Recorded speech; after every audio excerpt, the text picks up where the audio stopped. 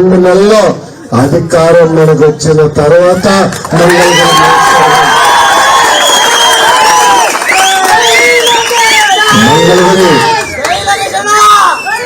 మంగళగిరి నియోజకవర్గం ఎలా అభివృద్ధి చెందుతుందా అని ఒక్కసారి ఆలోచించుకుంటున్నా.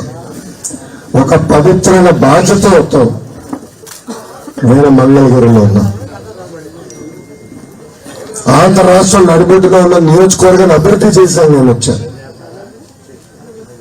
వాస్తవంగా చాలా మంది చెప్పారు, కుప్పంకి వెళ్ళండి, విశాఖపట్నంలో ఒక సీట్ తీసుకోండి, ఉత్తరాంధ్రకి ఇంపాక్ట్ ఉంటుందని చెప్పారు.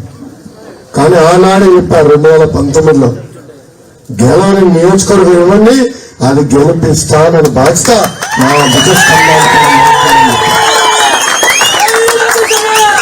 పాదయాత్రలో కూడా ఈ రోజుతో కరెక్ట్ గా సంవత్సరం పాదయాత్ర ప్రారంభించి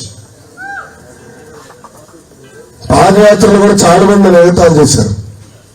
మంగళగిరిలో నువ్వు గెలవలేదు, రాష్ట్రానికి ఏం చెప్తావు?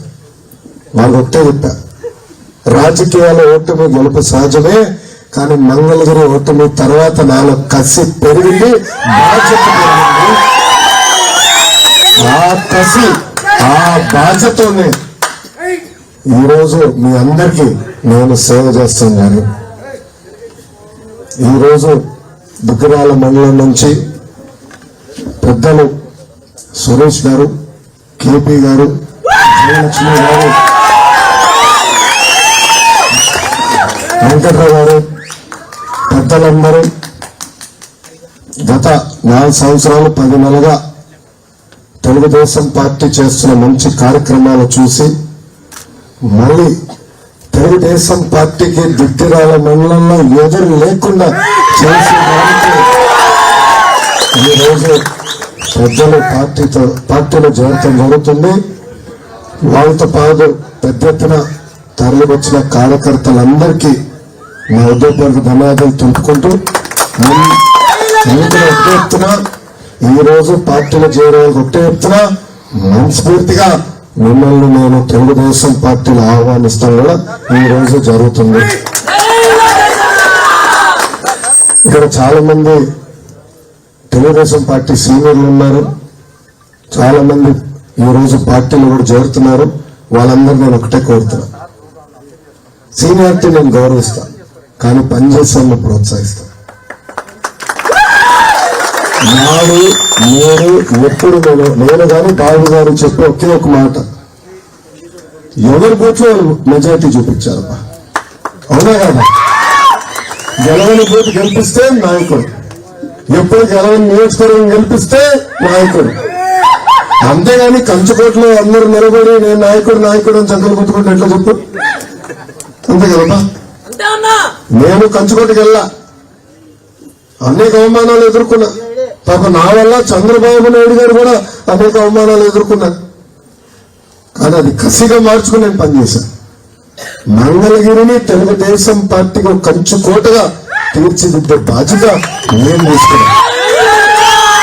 కానీ అది సాధ్యం కావాలంటే ఎవరి బూత్, ఎవరి గ్రామం, ఎవరి యూనిట్, ఎవరి క్లస్టర్, ఎవరి మండలాలు అన్ని బలోపేతం చేసి ప్రతి బూత్ లో పెద్ద ఎత్తున మెజారిటీ తీసుకొస్తేనే నేను ఊహించిన విధంగా మంగళగిరికి అభివృద్ధి చేసే బాధ్యత నేను తీసుకుంటాను.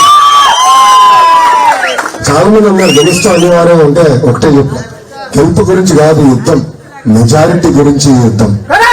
ఎందుకంటే రేపు మళ్ళీ బాబు గారి దగ్గరికి వెళ్ళి అయ్యా చూడండి ఇంత మెజారిటీ గెలిపించారే, నా పైన బాధ్యత పెరిగింది, ఇందులో నీ పనులు చేయమని అడగదు, దబాయించగలుగుతా. అవునా కదా? ఆ స్వేచ్ఛ మనకి ఇచ్చారు. ఇంకా 2 నెలలు ఆగు తమ్ముడు,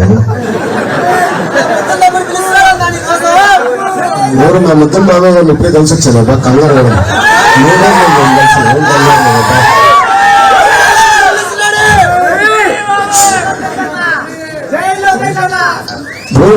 కుర్రోళ్ళు ఎక్కువ మంది ఉన్నారు, వాళ్ళకి అర్థం విధంగా చెప్తా.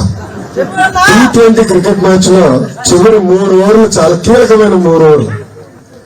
అదే విధంగా మనకి రాబోయే 72 రోజులు చాలా కీలకమైన రోజులు. కౌంట్ డౌన్ మొదలైంది. బాబు గారే చెప్పారు, జగన్ పని అయిపోయింది, అతను మరి తిరిగి తాడేపల్లి ప్యాలెస్ లోకి శాశ్వతంగా